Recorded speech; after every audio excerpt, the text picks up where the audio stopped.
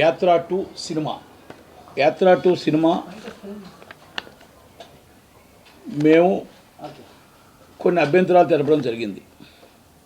Censor వారికి ఏం అభ్యంతరాలు తెలపడం జరిగిందంటే, మేము అభ్యంతరాలు తెలుపుతూ 22వ తారీఖు నాడు ఒక లెటర్ రాశాం. 22వ తారీఖు నాడు ఒక లెటర్ రాశాం సెన్సార్ వారికి. అది ప్రెస్కి కూడా రెడీ చేశాను. అది అయితే ఆ లెటర్ని 22వ తారీఖు చేసి 23 సెన్సార్ చేశారు.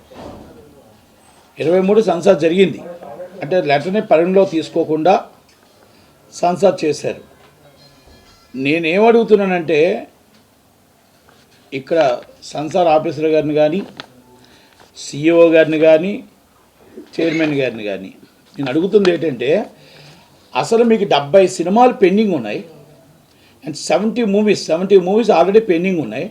2 నెలల నుంచి చిన్న సినిమా నిర్మాతలు మీ వెనకాల తిరిగి కాళ్ళు అరిగిపోయి అప్పుల పాలైపోయి వాళ్ళు అక్కడ సెన్సార్ ఆఫీస్ చుట్టూ పడికాపులు కాసి ఎప్పుడు రిలీజ్ ఎప్పుడు సెన్సార్ అవుద్దా, ఎప్పుడు రిలీజ్ అయితే అప్పులు తీర్చుకుందాం అనే పరిస్థితుల్లో మీరు ఉంటే, అసలు చిన్న సినిమా నిర్మాతను పట్టించుకోకుండా, ఆ 70 సినిమా నిర్మాతని పట్టించుకోకుండా ఆల్ ఆఫ్ ది సడన్ ఒక అప్లికేషన్ ఎప్పుడు వచ్చింది, ఆ అప్లికేషన్ వచ్చిన మరుసటి రోజే సినిమా చూడడం ఏంటి, ఆ సినిమా చూసిన వెంటనే మీరు సెన్సార్ చెప్పేయడం ఏంటి, గైడ్లైన్స్ అని మీరు పెట్టుకున్న గైడ్లైన్స్, సెన్సార్ గైడ్లైన్స్ ఏంటి, ఆ రూల్స్ అండ్ రెగ్యులేషన్స్ ఏంటి. ఎన్నోసార్లు హైకోర్టు వారికి మీరు విన్నపించింది ఉంది, హైకోర్టు వారు మీకు చెప్పినవి ఉన్నాయి, సుప్రీంకోర్టు గైడ్లైన్స్లు ఉన్నాయి, సెన్సార్ గైడ్లైన్స్లు ఉన్నాయి, అండ్ సినిమాటోగ్రఫీ యాక్ట్ ఉంది 1973.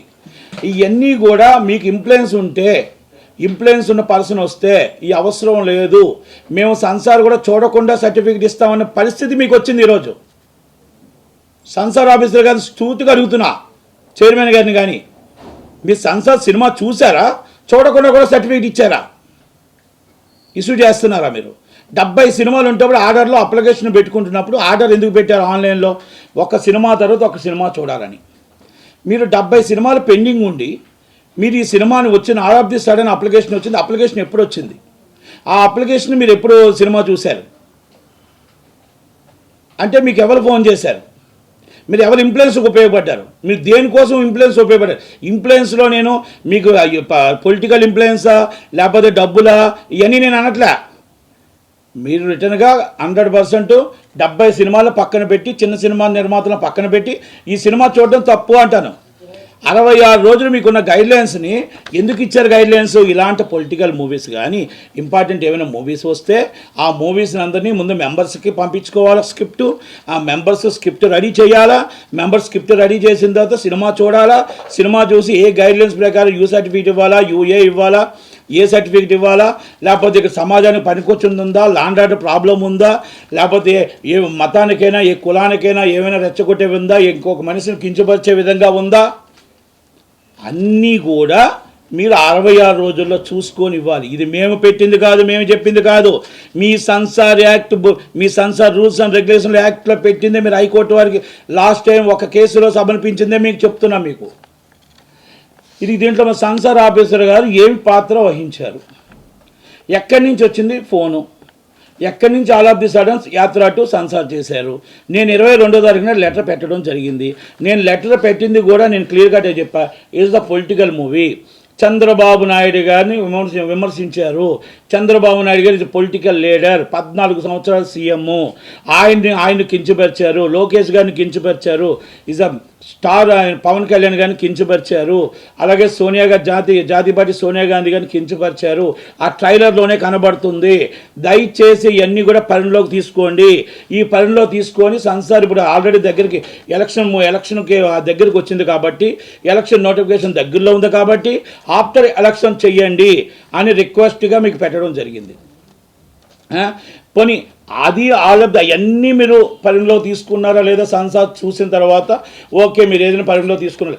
మీకు సెన్సార్ 70 సినిమాలు ఉంటుండగా ఆ 70 సినిమాలని చిన్న సినిమాలను పెద్ద సినిమాలను ఆ ఆర్డర్లో కాకుండా ఇది all of the sudden cinema చూడటానికి కారణం ఏమిటి?